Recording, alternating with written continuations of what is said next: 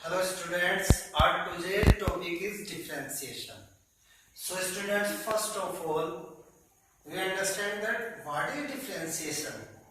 Differentiation क्या होता है और differentiation के जो भी फॉर्मूले हम पढ़ते हैं by first principle या other formulae which we'll be using by you in 12th class, from where we have got those, उनको हमने कहाँ से get किया है?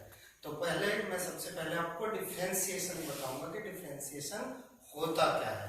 Suppose y equal to f x is a function.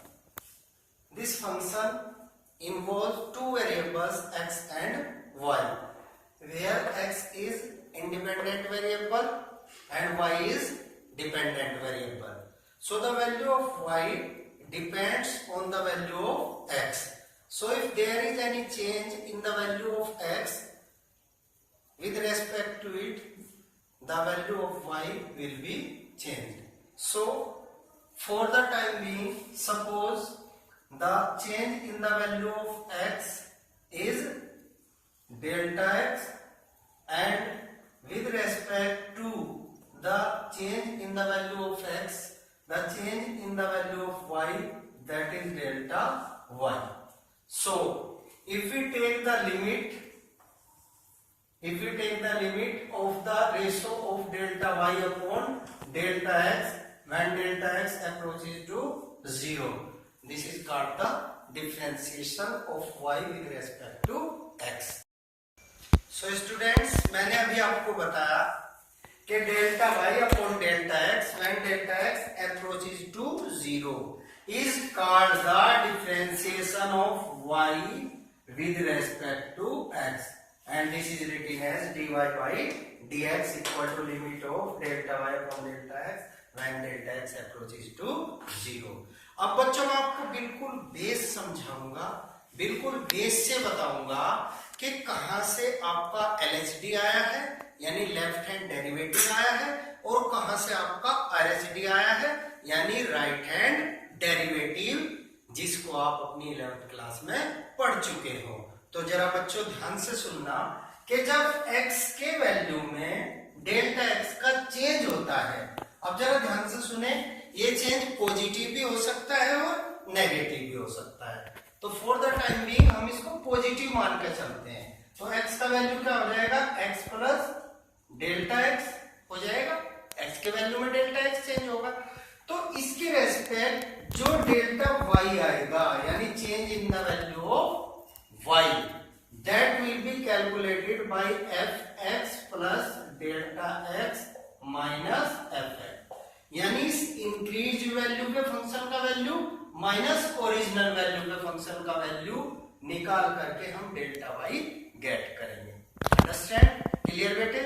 अब अगर मैं इसको इस फॉर्मूले में पुट करता हूं, यानी कि किस फॉर्मूले में, limit of delta y upon delta x में, तो we will be getting that dy by dx equal to limit of f x plus delta x minus f x upon delta x when delta x approaches to 0।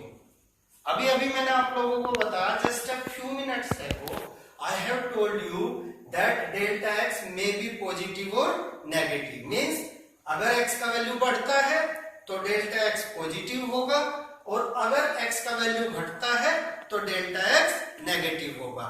तो for the time being अगर हम delta x को h मान लेते हैं, क्या मान लेते हैं, h मान लेते हैं, तो देखिए जरा स्टूडेंट्स, हम क्या गेट करेंगे, dy बाई dx बराबर limit of f x plus h minus f x upon h when h approaches to 0, और this is called RHD, means right hand derivative of the function.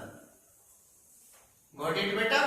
तो in this way you have got the formula of right hand derivative of a function. Understand?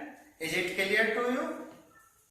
So students, just now I have told you the formula of RHD. अब मैं आपको ये बताने जा रहा हूं कि formula of LHD means left hand derivative कैसे आया। अभी मैंने बताया कि x के वैल्यू में चेंज होने का मतलब x का वैल्यू बढ़ भी सकता है और x का वैल्यू घट भी सकता है। अब LHD में अगर x का वैल्यू घटता है means for the time being अगर हम डेल्टा x को -h ले लेते हैं, क्या ले लेते हैं, -h, तो फॉर्मूला विल बिकम कि dy by dx equal to limit of f(x minus h minus f(x) upon minus h and h approaches to 0. This is called LHD of function. Is it clear to you? So in this way we have got both the formulas, right hand derivative and left hand derivative of a function. Clear? Now all the formulae which will be using by you in 12th class to find the differentiation of different functions, all the formulas has been got by first principle, by LHD or RHD.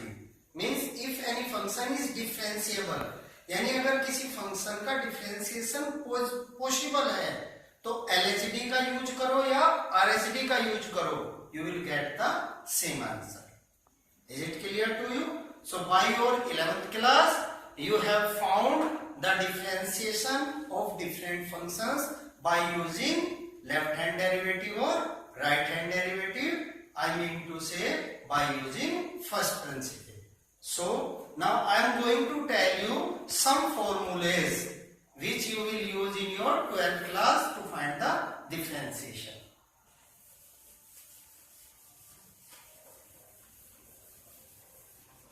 So d by dx of x to the power n, that is n into x to the power n minus 1.